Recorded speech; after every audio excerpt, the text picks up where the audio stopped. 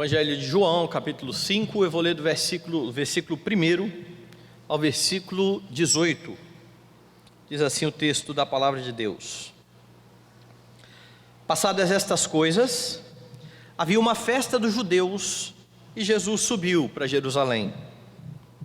Ora, existe ali, junto à porta das ovelhas, um tanque, chamado em hebraico Betesda, o qual tem 5 pavilhões. Nestes jazia uma multidão de enfermos, cegos, coxos, paralíticos, esperando que se movesse a água. Porquanto um anjo descia em certo tempo, agitando-a, e o primeiro que entrava no tanque, uma vez agitada a água, sarava de qualquer doença que tivesse. Estava ali um homem enfermo, havia 38 anos. Jesus, vendo-o deitado e sabendo que estava assim há muito tempo, perguntou-lhe: Queres ser curado? Respondeu-lhe o enfermo: Senhor, não tenho ninguém que me ponha no tanque quando a água é agitada, pois enquanto eu vou, desce outro antes de mim. Então lhe disse Jesus: Levanta-te, toma o teu leito e anda. Imediatamente o homem se viu curado, e tomando o leito, pôs-se a andar, e aquele dia era sábado. Por isso disseram os judeus ao que fora curado: Hoje é sábado, e não te é lícito carregar o teu leito. Ao que ele respondeu: O mesmo que me curou me disse: Toma o teu leito e anda. Perguntaram-lhe eles: Quem é o homem que te disse: Toma o teu leito e anda? Mas o que fora curado não sabia quem era, porque Jesus se havia retirado, por haver muita gente naquele lugar. Mais tarde, Jesus o encontrou no templo e lhe disse: Olha, que já estás curado, não peques mais, para não te suceder coisa pior. O homem retirou-se e disse aos judeus que fora Jesus quem o havia curado. E os judeus perseguiam Jesus porque fazia estas coisas no sábado. Mas ele lhes disse: Meu pai trabalha até agora, e eu trabalho também. Por isso, pois, os judeus ainda mais procuravam matá-lo, porque não somente violava o sábado, mas também dizia que Deus era seu próprio Pai, fazendo-se igual a Deus. Vamos orar. Amado Senhor, queremos mais uma vez, ó Deus Santo, rogar ao Senhor que venha nesse dia falar ao nosso coração, no meio da pregação da Tua Palavra. Cremos, ó Deus, que a Tua Palavra é viva e eficaz. Cremos que ela é mais penetrante do que espada de 2 gumes. Cremos que ela discerne, ó Deus, os pensamentos do nosso coração. E nesse momento, ó Deus, nós rogamos que o Senhor faça tudo isso, que por meio da Tua Palavra o Senhor venha nos consolar, nos confrontar, nos exortar, nos guiando, ó Deus, pelo caminho que devemos andar, a fim de que vivamos cada um dos nossos dias para a glória e louvor do Teu santo nome. É a nossa oração, em nome de Jesus. Amém. Meus irmãos, o final do capítulo 4 do Evangelho de João traz a cura de um oficial do rei, como nós vimos na semana passada. E a partir do comecinho do capítulo 5, João informa aos seus leitores que quando Jesus, depois que ele fez esse caminho da Judeia para Galileia, e então ele curou o oficial do rei, depois de um tempo, ele foi para mais uma festa em Jerusalém. Veja o versículo 1. Passadas estas coisas, a cura do oficial do rei, havia uma festa dos judeus e Jesus subiu para Jerusalém. Diferente de outras festas, João não menciona aqui qual das festas dos judeus seria essa. Há muita especulação a respeito de uma das festas, principalmente de uma das festas de peregrinação, mas João, neste ponto do Evangelho, ele não se importa em informar aos seus leitores qual festa é essa. a informação aqui está somente para justificar o fato de Jesus novamente estar em Jerusalém, porque agora em Jerusalém ocorrerá mais um milagre, mais um sinal daqueles que Jesus está efetuando e que João está registrando no seu evangelho, a fim de que os seus leitores creiam que Jesus é o Filho de Deus. Então, o milagre aqui do capítulo 5, diferente de outros, ele não está ligado ao tema da festa. Por exemplo, você sabe que em uma das Páscoas, e então é mencionado que Jesus estava em Jerusalém na Páscoa, houve a morte de Jesus e nenhum dos seus ossos foi quebrado. Então veja que o que está ocorrendo está ligado com a festa, porque na festa da Páscoa o cordeiro era morto, ele era consumido, mas nenhum dos seus ossos era quebrado. Então a informação da Páscoa é para mostrar que em Jesus se cumpre a figura do cordeiro. Aqui não há menção do milagre com a festa, como eu disse, é só para marcar, Jesus está mais uma vez em Jerusalém. E em Jerusalém, estando em Jerusalém, diz o texto no verso 2: ora, existe ali junto à porta das ovelhas um tanque, chamado em hebraico Betesda, o qual tem 5 pavilhões. João está agora situando os seus leitores que conheciam a geografia do local, onde é que Jesus estava neste momento. Ele está no tanque de Betesda. A palavra Betesda, ela quer dizer literalmente casa de misericórdia. Então Jesus foi ao tanque da casa de misericórdia, ao tanque de Betesda, que ficava perto da chamada porta das ovelhas, que era um pórtico onde passavam as ovelhas que iam sendo levadas para o sacrifício no templo.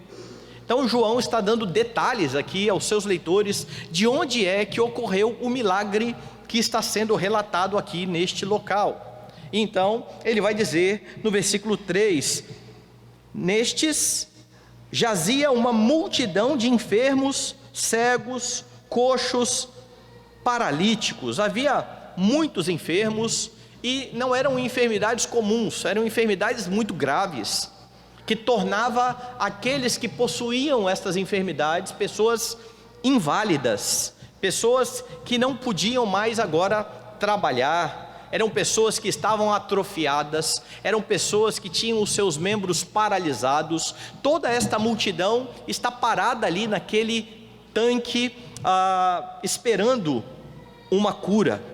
E veja que interessante, João está registrando aqui uma crença que ali havia. Dê uma olhada no versículo 4, o que estes homens estavam fazendo ali naquele tanque? Eles estavam esperando que se movesse a água, porque um anjo descia em certo tempo, agitando-a, e o primeiro que entrava no tanque, uma vez agitada a água, sarava de qualquer doença que tivesse. Então João está dizendo, olha, esse povo está ali, porque havia a crença de que quando a água do poço começava a mexer, o primeiro que entrava naquela água era então curado.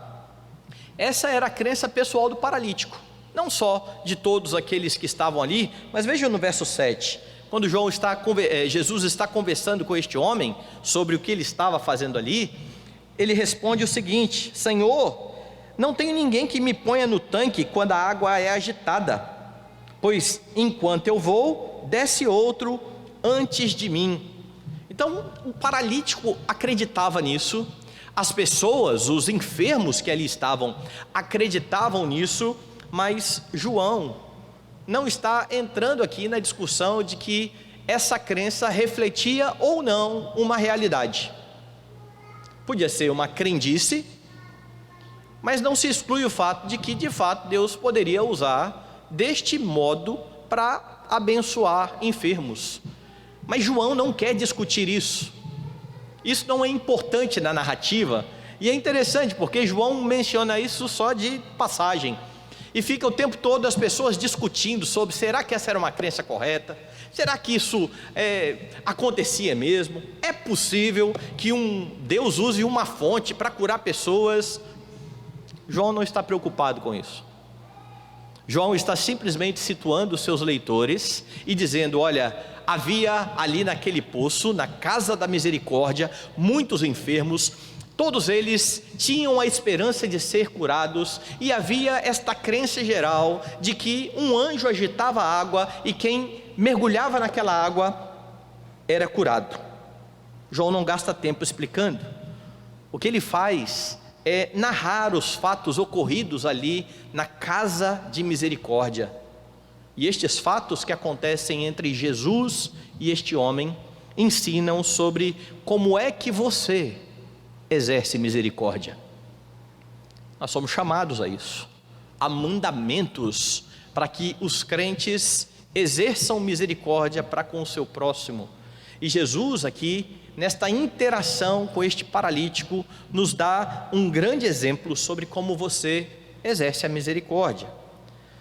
Você exerce a misericórdia deixando de lado o egoísmo. Repare o texto. O egoísmo é inimigo da misericórdia. Grave bem isso.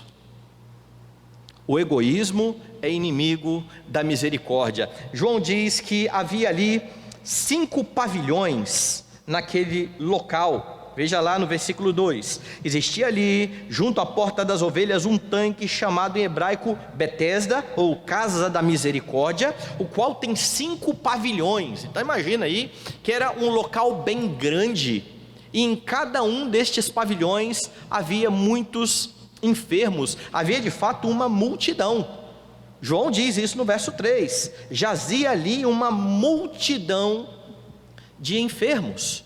E todos estes enfermos, eles têm uma mesma expectativa, todos eles têm a mesma esperança no coração, todos eles querem ficar livres das suas enfermidades, todos eles querem deixar para trás o problema que estava assolando a vida de cada um deles. E aquilo então que acontecia neste local, não é diferente daquilo que acontece nos nossos dias, meus irmãos, porque em nossos dias há uma multidão de pessoas enfrentando enfermidades também, mas não só enfermidades. Há uma variedade imensa de problemas que acabam por atrapalhar, causar problemas na vida dos homens. Depois que o mundo experimentou os efeitos do pecado de Adão, os problemas, eles não são só para uma classe de pessoas, para um tipo de gente. Todas as pessoas desse mundo enfrentarão problemas maiores ou menores, e talvez você seja um destes que enfrenta neste momento da sua vida algum problema e não vê a hora de se livrar disso. Porque quando você passa por uma dificuldade, o que você quer de imediato é ser livre dessa dificuldade. Naqueles 5 pavilhões, havia então muitas pessoas, muitos inválidos, muitas pessoas sofrendo há muito tempo, cada um deles querendo se livrar das suas enfermidades. Todos crendo que no momento em que o anjo agitar a água, as suas vidas podem mudar completamente. Imagine então a ansiedade no coração, porque a água, ela agitava de tempos em tempos.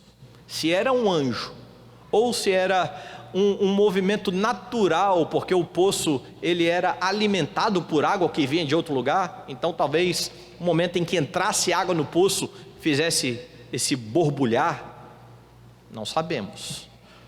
Mas todos eles estão fitos, eles não tiram os olhos do poço. A qualquer momento, quando estas águas se agitarem, a minha vida pode mudar. Quando estas águas se mexerem, se eu for o primeiro a mergulhar ali, a minha vida toma um outro rumo. Veja o verso 4, eles estão esperando que se movesse a água, porquanto o anjo descia de certo tempo agitando-a, e o primeiro que entrava no tanque, uma vez agitada a água, sarava de qualquer doença que tivesse. Não é sem razão que estes homens estivessem ali, porque quando você tem problemas, muitas vezes as soluções que são propostas te levam a buscar qualquer tipo de alívio. Pode ser que nenhum destes homens, ou muitos desses homens, nunca tivessem visto alguém sair daquele poço curado. Mas as histórias corriam e diziam: naquele poço se cura, vamos lá no poço. E agora há esta multidão em torno daquela fonte. Como eu já afirmei, João não vai tratar aqui desta crença, se ela é ou não verídica, mas ele quer mostrar que estes homens têm uma esperança. A esperança de que alguma coisa, em algum momento, pode mudar o seu destino, pode mudar a sua história de vida. Homens anseiam por isso. E dentre os homens, João então destaca um deles, um paralítico, com quem Jesus começa uma conversa. Veja no verso 5. Estava ali um homem enfermo, havia 38 anos. 38 anos. Imagine você estar há 38 anos enfrentando algum tipo de doença. Uma doença que traz desconforto, que te incapacita a trabalhar, uma doença que faz as pessoas olharem para você com pena. E João, ele faz questão de colocar essa data, 38 anos. E por vezes você pode ter a impressão que ao passar por essas dificuldades, elas estão demorando por demais. As pessoas que estão à nossa volta, elas não notam isso. Para elas as coisas passam rápido. Mas quem está enfrentando um problema, por vezes tem a sensação de que isso não vai acabar nunca. Até quando que isso vai ocorrer na minha vida?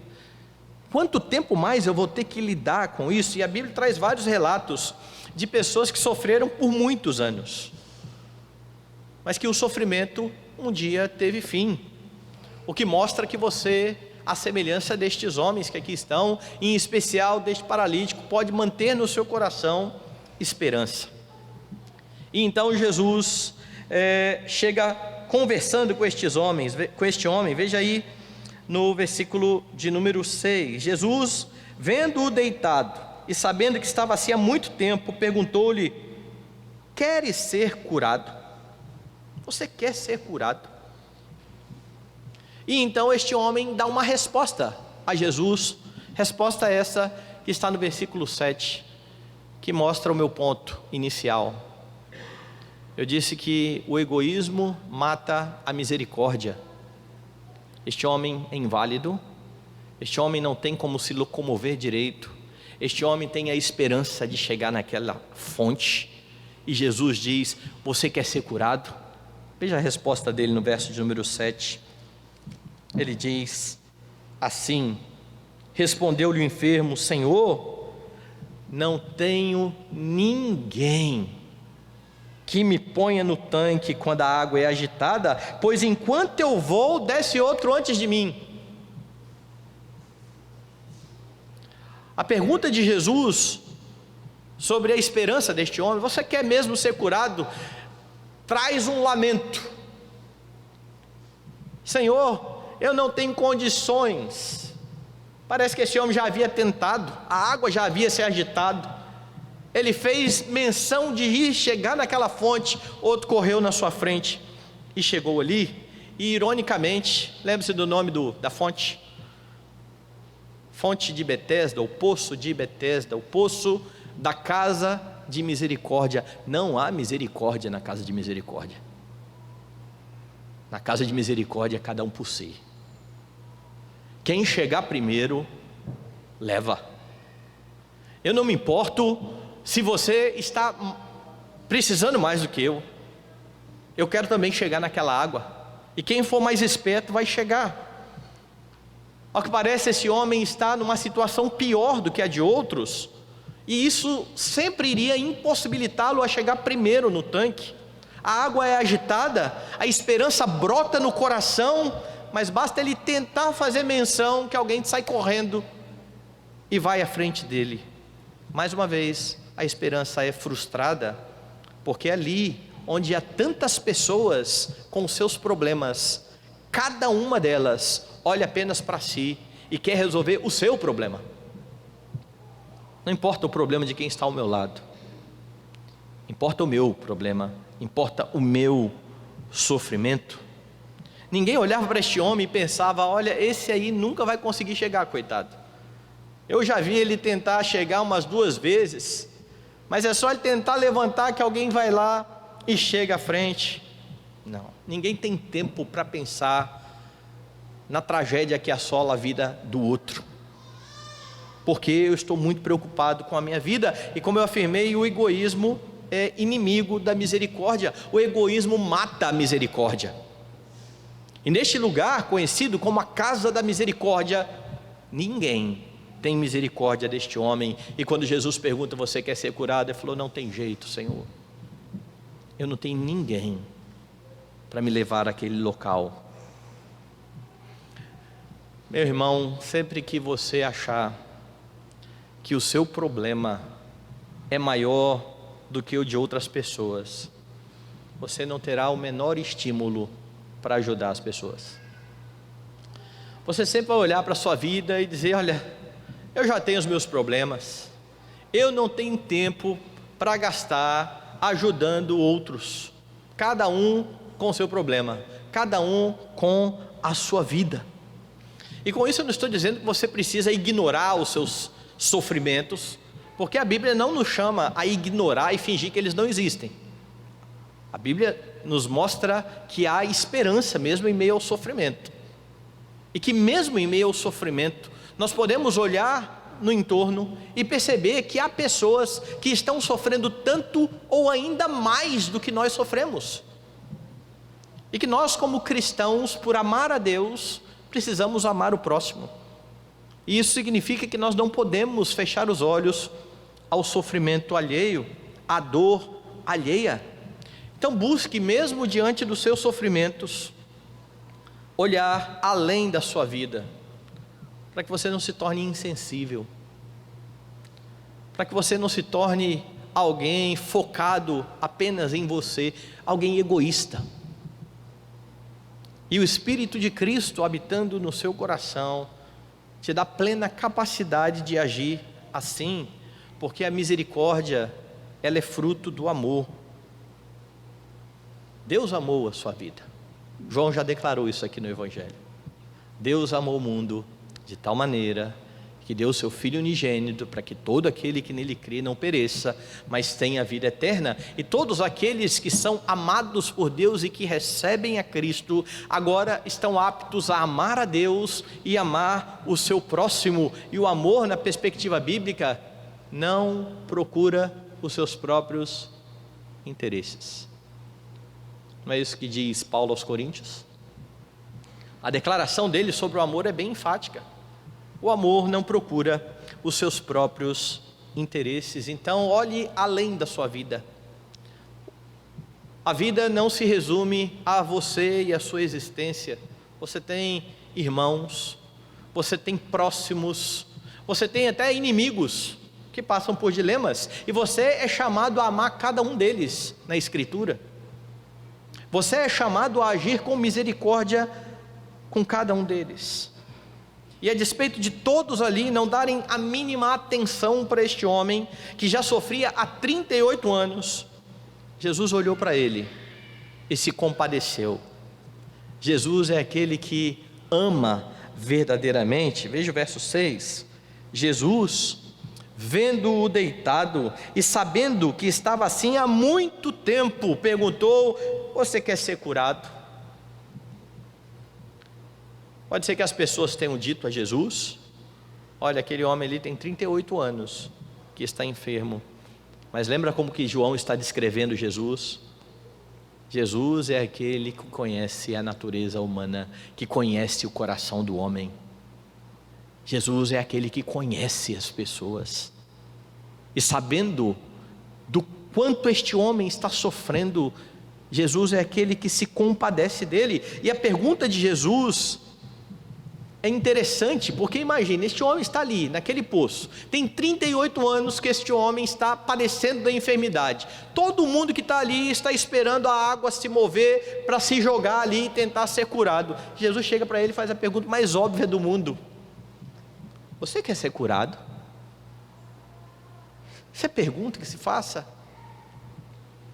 A pergunta de Jesus, ela penetra o coração daquele homem, porque lembra aquele homem a sua incapacidade. Mais uma vez, este homem está sendo relembrado de que ele não tem condições de resolver o seu próprio problema, e ao mesmo tempo essa pergunta oferece esperança. Alguém me viu, alguém olhou para mim, finalmente alguém olhou para mim, finalmente alguém se preocupou com a minha situação.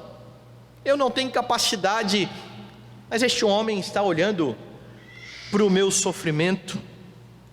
Diante de Deus você precisa estar bem consciente da sua situação, a fim de que você clame pela misericórdia do Senhor, porque quem não tem ideia a respeito dos seus sofrimentos e da sua condição, nunca clamará ao Senhor por misericórdia e por graça.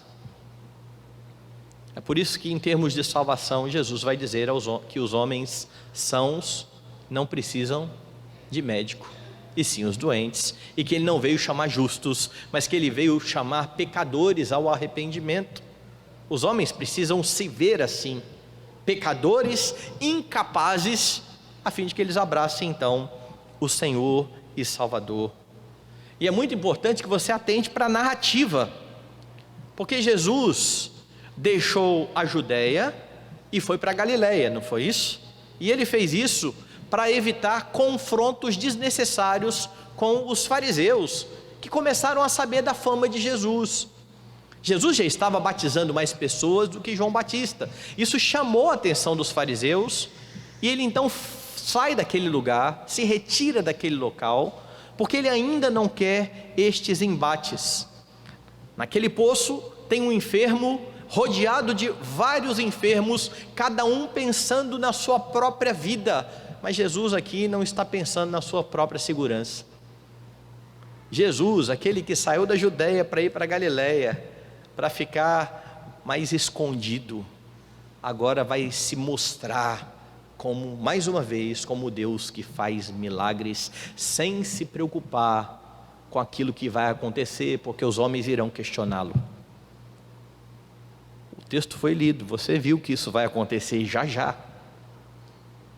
Jesus sabe disso de antemão, você sabe disso porque nós lemos, mas Jesus, antes de tudo acontecer, já sabe que ele vai gastar tempo com este homem, e que gastar tempo com este homem irá levar Jesus a ter mais um embate. Seja sincero aqui, você já deve ter ajudado pessoas e talvez no meio do caminho aconteceu alguma coisa que você falou: poxa, não devia ter me metido aqui. Se você soubesse de antemão o problema que iria dar, você iria ajudar?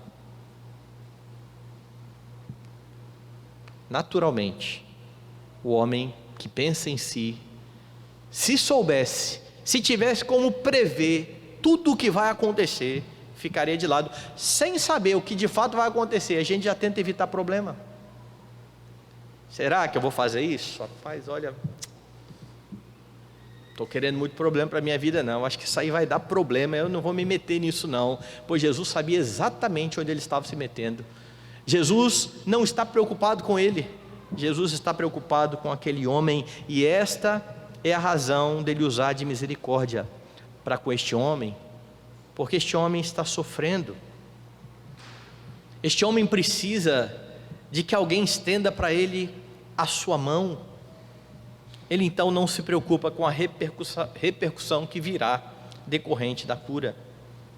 Mais do que evitar o enfrentamento, Jesus quer estender a sua misericórdia a este paralítico. Ele coloca o interesse deste homem à frente do seu próprio interesse, da sua própria segurança, e então ele ordena a cura. Veja aí nos versos 8 e 9. Então lhe disse Jesus: levanta-te, toma o teu leito e anda.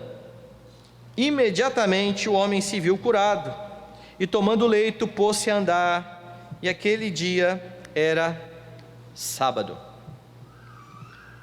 Quando Jesus coloca o interesse daquele homem à frente da sua própria segurança, ele cura aquele homem. E diferente dos curandeiros dos nossos dias aí, a cura acontece na hora. Com Jesus não tem aquele negócio de falar assim: e aí, você está curado? Ah, mais ou menos, está doendo um pouquinho aqui ainda, então peraí, deixa eu orar mais um pouquinho. Instantaneamente este homem é livre da sua enfermidade. Veja, meus irmãos, demorou muito tempo, 38 anos, mas um dia Jesus, o Deus de toda a misericórdia, socorreu aquele homem. E isso aconteceu porque Jesus, diferente de todos aqueles que estavam naquele poço, não está olhando para si, não está preocupado com ele mesmo. Jesus olha além dele para este homem que padece com uma enfermidade. Isso deve encher o seu coração de esperança. Não importa o quanto tempo você esteja sofrendo, não importa se parece que não haverá fim, não importa se você tem sido ignorado por outras pessoas, se você tem a impressão de olhar ao seu lado e dizer: puxa, eu acho que fulano, beltrano, eu acho que alguém poderia estar aqui me ajudando, me acudindo. Jesus está olhando para você. Jesus conhece o seu sofrimento. Jesus se compadece dos seus. E junto com esta esperança, seja então perseverante. Continue olhando para Cristo, porque a seu tempo Ele pode operar na sua vida. Por vezes o sofrimento vai até perdurar, mas isso não quer dizer que o Senhor não está atento.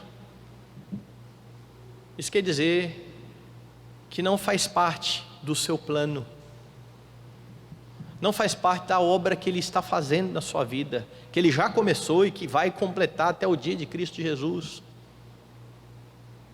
Muitas vezes, para que você seja conformado à imagem de Cristo, você vai padecer como o seu Senhor, o homem de dores, e que sabe o que é padecer, padeceu. O nosso problema é que por vezes nós queremos ser muito melhores do que Jesus. Jesus enfrentou problemas imensos. Nós queremos ter uma vida muito tranquila o tempo todo, mas às vezes Jesus está querendo tratar o seu coração exatamente nas suas dificuldades. Persevere. Note, porém, que a obra principal de Cristo não é curar. Havia ali uma multidão de enfermos, e João está relatando a cura de um. O pessoal vive enfatizando hoje cura, milagre, venha para a igreja e você vai ser curado, seus problemas eles vão sumir. Tinha uma multidão de pessoas, um homem foi curado.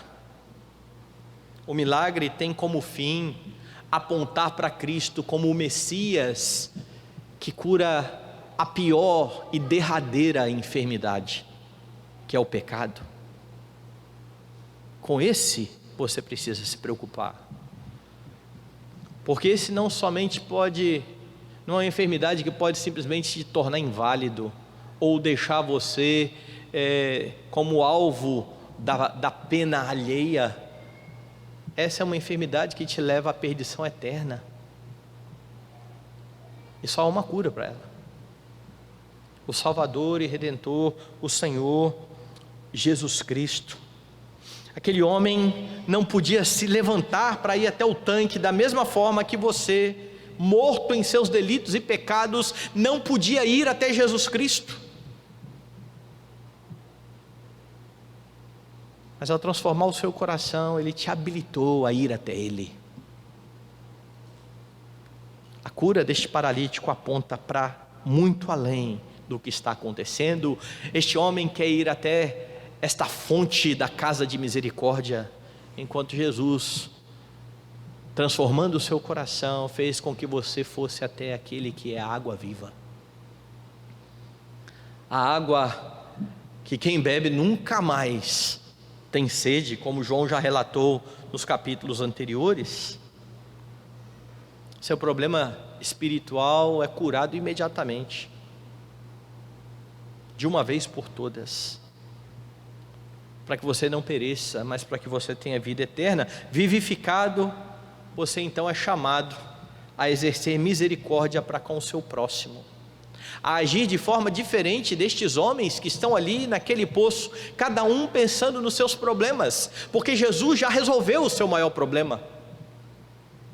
Você pode olhar para o seu lado e você pode agir com misericórdia. Você pode e deve olhar para além da sua vida, por saber que o mundo não gira ao seu redor, mas que você é testemunha daquele para quem todas as coisas existem, o Senhor Jesus Cristo, que precisa ser visto e que precisa ser adorado. Ele é o centro da história. Você exerce misericórdia deixando de lado o egoísmo, mas a história mostra um pouco mais. A história mostra que você exerce misericórdia deixando de lado o legalismo. E como é que João mostra isso nessa história? Eu disse que o egoísmo é inimigo da misericórdia, pois o legalismo é outro inimigo da misericórdia. E o texto mostra isso de maneira bem clara. Como eu disse, João foi bem enfático aqui no tempo em que este homem está sofrendo. 38 anos este homem padece em sua enfermidade, e de repente este homem que está há 38 anos sofrendo, aparece andando, e não só andando, ele aparece carregando o seu leito.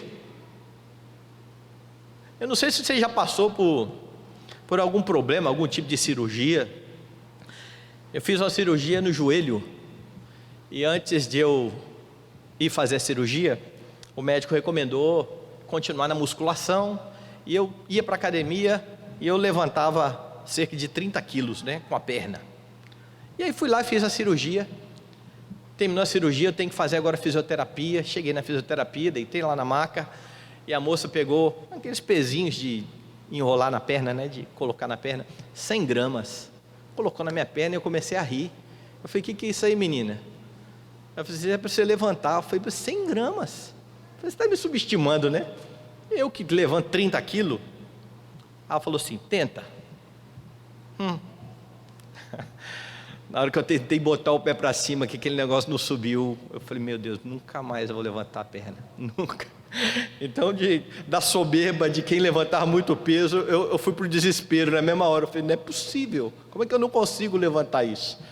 Porque quando você fica muito tempo, está tudo atrofiado, os músculos atrofiam. Este homem tem 38 anos, inválido. Agora ele está carregando leito, ele não está só andando, ele leva a sua cama. Era motivo para todo mundo que está ali em volta dele falar: que maravilha, Deus seja louvado. Não é isso que acontece. Aqueles que estão ali não têm misericórdia. Dê uma olhada aí, no verso 9 diz assim: imediatamente o homem se viu curado, e tomando o leito pôs-se a andar. E então João faz aqui um comentário breve. E aquele dia era sábado. E por que João faz esse comentário bem breve? Porque ele imediatamente mostra o legalismo destes homens, que em vez de se alegrarem com aquilo que está acontecendo, vão dizer no verso 10: por isso disseram os judeus ao que fora curado: hoje é sábado, não te é lícito carregar o leito. O legalismo mata a misericórdia. Estes homens não se alegram com um homem curado. Estes homens agora estão reprovando este aleijado que carrega agora o seu leito. Hoje é sábado, você está afrontando a Deus. Imagine então a falta de misericórdia. Não há nenhuma alegria pela cura milagrosa, que nem foi efetuada pelo tanque. A cura foi efetuada pelo Senhor de toda a glória. Estes homens estão irados com uma pretensa quebra da lei, porque alguns olham o texto e falam assim: mas eles estão certos, a lei de Deus não dizia isso? A lei de Deus dizia que no sábado você não poderia carregar cargas. Isso é verdadeiro. O problema é que o fariseu, ele começou junto com a lei de Deus a colocar vários outros mandamentos legalistas, e pior, achando que ao cumprir aqueles mandamentos de forma legalista, eles alcançariam então a salvação. E o que você então vê aqui é uma visão extremamente legalista da lei bendita do Senhor, da lei perfeita. Os homens com as suas tradições desfigurando a lei do Senhor, porque em vez de terem no dia de Shabá um dia de descanso para servir a Deus e servir ao próximo, porque quando Deus diz que você vai trabalhar 6 dias, mas o 7º dia é o sábado e você irá descansar, Deus não está falando que você vai ser ocioso. Você vai mudar de trabalho.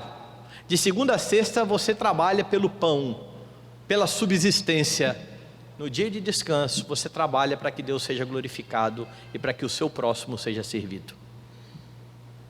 No dia de descanso você ama a Deus e você ama o próximo. Estes homens estão distorcendo a lei do Senhor. Você nota essas distorções quando você vai no Sermão do Monte e vê Jesus o tempo todo dizendo: olha, vocês ouviram o que foi dito, eu porém vos digo. E Jesus não está inventando leis novas, Jesus está simplesmente colocando o pingo nos is ali, dizendo: olha, a lei sempre disse isso aqui que eu vou dizer, mas os fariseus interpretaram errado. Aqui está um exemplo do ensino errado dos fariseus, porque eles ensinavam de forma errada. Aqueles que ouviam e entendiam de forma errada, colocavam em prática a lei e pecavam. Porque se você não entender corretamente a lei do Senhor, você igualmente irá pecar contra o Senhor, ainda que pretensamente esteja querendo adorá-lo, bendizê-lo, servi-lo. Esta visão é legalista. Nenhum destes homens ajudou o paralítico quando o paralítico estava ali naquele poço e não conseguia chegar na água, quando a água era agitada. Mas eles foram bem rápidos em condenar este homem, quando num dia de sábado ele toma o seu leito e anda. Eles fazem do dia de descanso um dia de ócio, um dia de pecado, porque o legalismo mata a misericórdia. O legalista, meus irmãos, vai sempre estar pronto a julgar outros que não se enquadrem nas suas práticas, nas suas próprias regras e no modo como eles enxergam as coisas. Esse é o legalista. Ele é bem rápido para fazer isso, e esse julgamento é sempre sem misericórdia. Que negócio é esse? Você não é crente não. Você faz isso? Cuidado com o legalismo. Legalistas acusam rapidamente outros de não serem crentes, e como eles enxergavam e enxergam a salvação como fruto dos seus esforços, qualquer um que não esteja agindo como eles, logo é julgado, é condenado, é rotulado. E você percebe isso em irmãos que julgam uns aos outros por causa de usos e costumes. Como é? Você escuta música que não é gospel? Rapaz, você acha que beber não é pecado? Regras. Você usa bermuda? Crente não usa bermuda, não. Usos e costumes vão sendo agora o crivo para avaliar a piedade alheia. E como as pessoas não estão se enquadrando nisso, são culpadas. O juízo é sem misericórdia. Quantas distensões, meus irmãos, há na igreja por causa daquilo que se come e que se bebe? Quantas discussões poderiam ser evitadas se ao invés de uma visão legalista da vida, se tivesse uma visão correta dos mandamentos do Senhor? Quanta fofoca existe nos grupos de crentes que se reúnem para julgar as práticas alheias. Está sabendo de fulano? Olha, fulano, e vai embora, né, com a sua fofoca. E ainda duvidam da salvação, duvidam da piedade, das intenções de pessoas que foram salvas por Jesus Cristo. Então cuidado, para em vez de cumprir a lei para honrar o seu Redentor, você não cumpra a lei apenas para mostrar que você é muito melhor do que aqueles que estão do seu lado. E Paulo foi muito claro ao falar a respeito destas coisas com a igreja de Roma. Abra aí a sua Bíblia em Romanos, capítulo 14. Veja o que Paulo diz aí a partir do verso de número 3.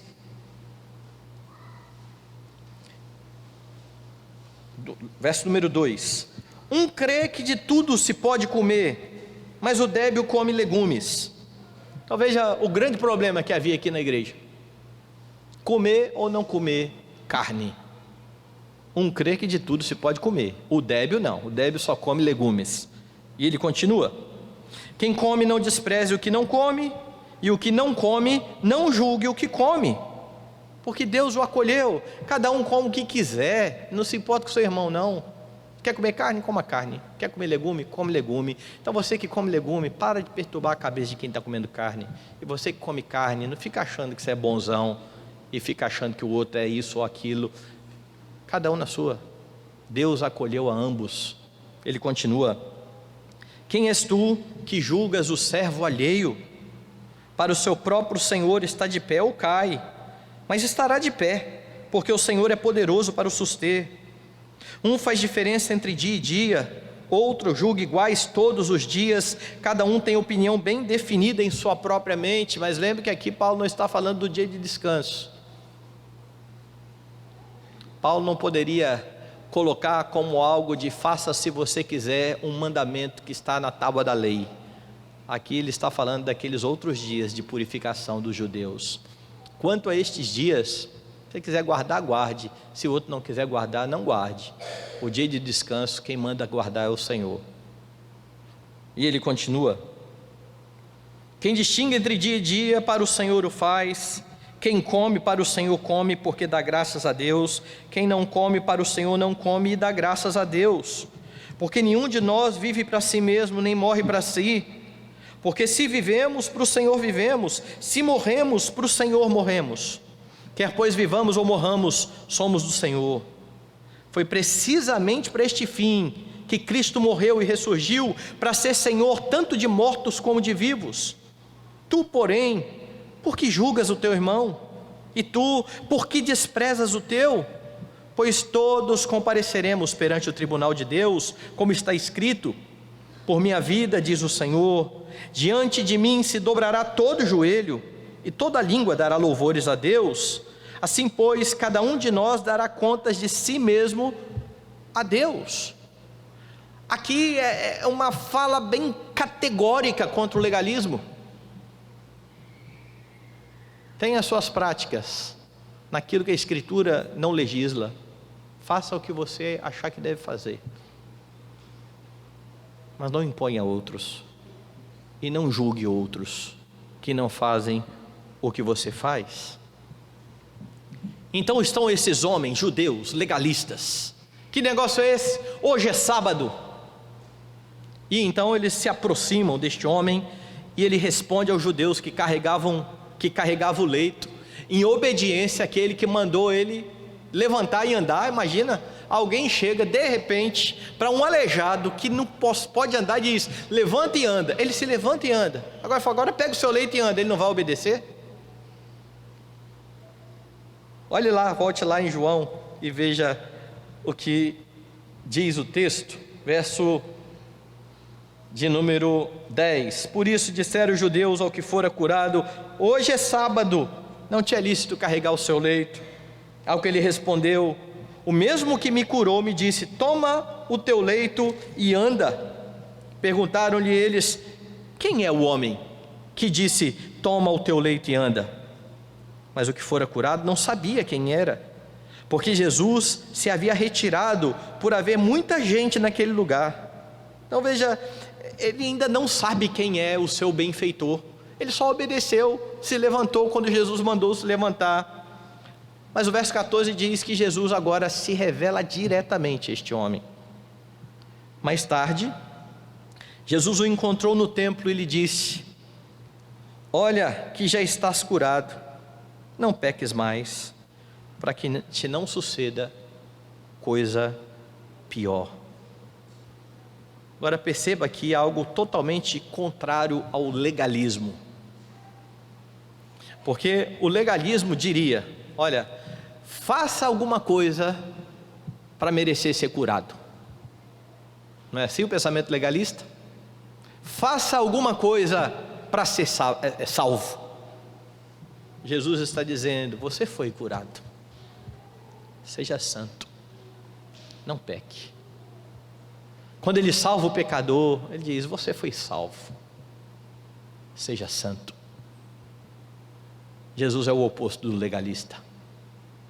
Jesus é aquele que com graça e misericórdia se apresenta a este homem e agora direciona este homem. E é assim que você olha para os mandamentos do Senhor, não como uma maneira de obter o favor dele, mas exatamente porque você tem o coração grato pela grande salvação que alcançou a sua vida, pela grande misericórdia que o Senhor Jesus estendeu a você. Você não guarda os mandamentos para se mostrar melhor do que o seu irmão. Você guarda os mandamentos para que o Senhor seja honrado. Jesus é misericordioso porque Ele não é legalista. Os legalistas, eles não conseguem ser misericordiosos. E agora que este homem sabia quem era o seu benfeitor, ele corre aos judeus e vai dizer. E estes homens vão questionar Jesus. Veja lá nos versículos 15 e 16. O homem retirou-se e disse aos judeus que fora Jesus que o havia curado. Aqui, vocês querem saber quem foi? Agora eu sei. Quem me curou foi Jesus.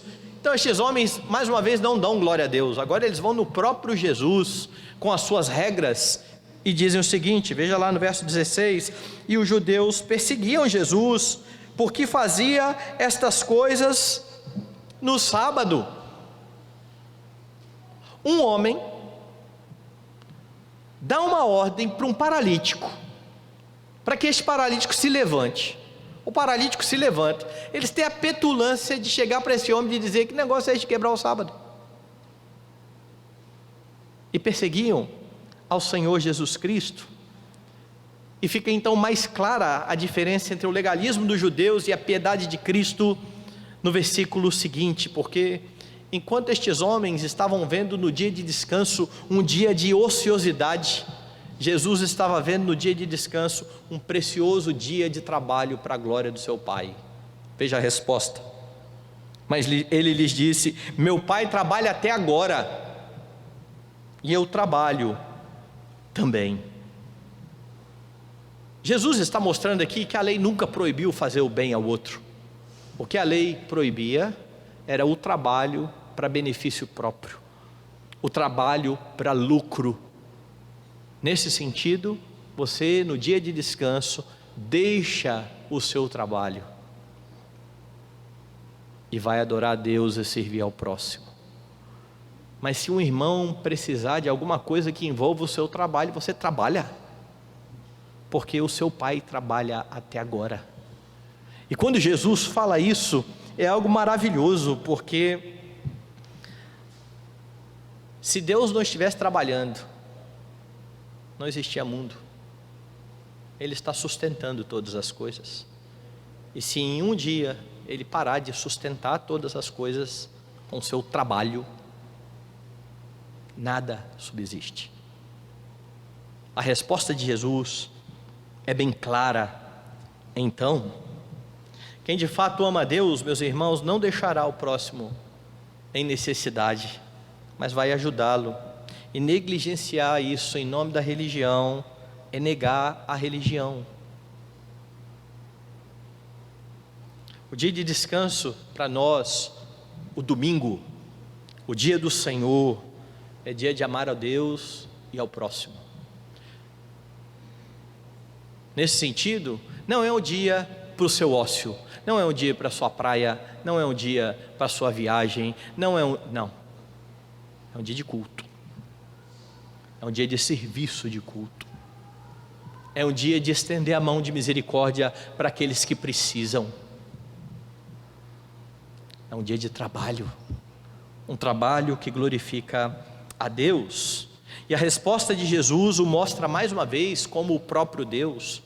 Jesus vem anunciando desde o início do Evangelho que Ele é o próprio Deus entre nós, e a sua resposta faz com que os judeus fiquem morrendo de raiva, e é por isso que o último versículo 18 diz: por isso, pois, os judeus ainda mais procuravam matá-lo, porque não somente violava o sábado, é claro, ele violava o sábado na visão dos judeus, mas também dizia que Deus era o seu próprio Pai, fazendo-se igual a Deus.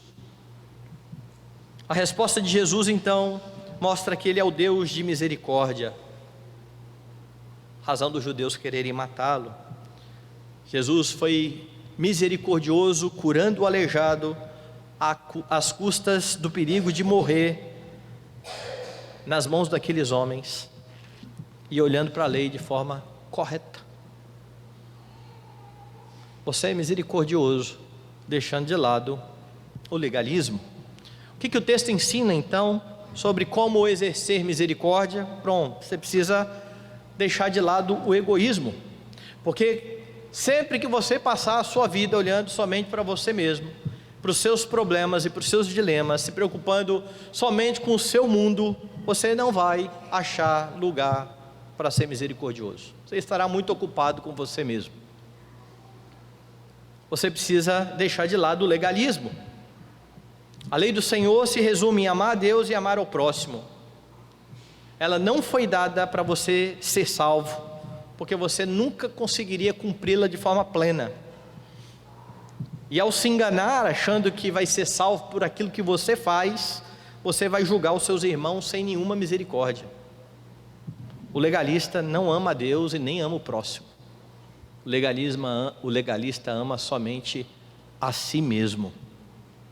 É por isso que o egoísmo e o legalismo sempre serão inimigos da misericórdia. Eles sempre irão matar a misericórdia. Jesus Cristo é o Deus de toda misericórdia. Foi Ele que lá na casa da misericórdia, onde ninguém exercia misericórdia para com aquele homem que tanto precisava, foi Ele quem se revelou como o Deus misericordioso. E você vê isso quando Ele deixa a sua glória a fim de assumir a natureza humana e redimir o seu povo, pagando na cruz os pecados do seu povo. Ele podia simplesmente ter condenado a todos, mas Ele amou o seu povo, se deu por ele, a fim de que este povo pudesse ser alcançado por sua misericórdia, que continua se renovando a cada manhã. Ele, e somente Ele, cumpriu a lei de forma plena, amando o Pai e amando o seu povo. E agora então Ele te liberta do pecado, Ele te liberta de você mesmo, Ele dá a você o seu Espírito e o ordena a agir com misericórdia, deixando de lado o egoísmo e o legalismo para a glória de Deus.